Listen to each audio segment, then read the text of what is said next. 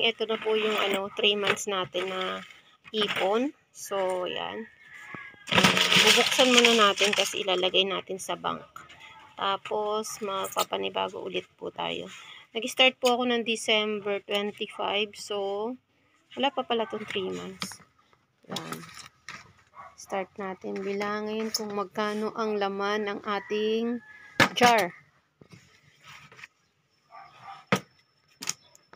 Sige, nanay. Yan. Ating ingat yaman. Sige, nay, tanggalin mo na lahat. Nay, tanggalin mo. Yan, tinatanggal ni nanay yung mga natin. Kasi lalagay natin sa bank. Yung pera. Pero yung barya, wag na natin kunin. Kasi barya lang eh.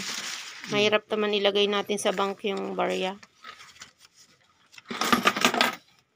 So, ito po yung barya natin natira.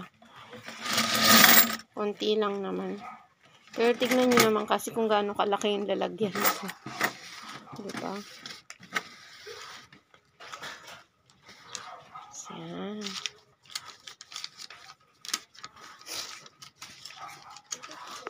Meron siyang 1,000 na ligaw. Pero parang isa lang yan.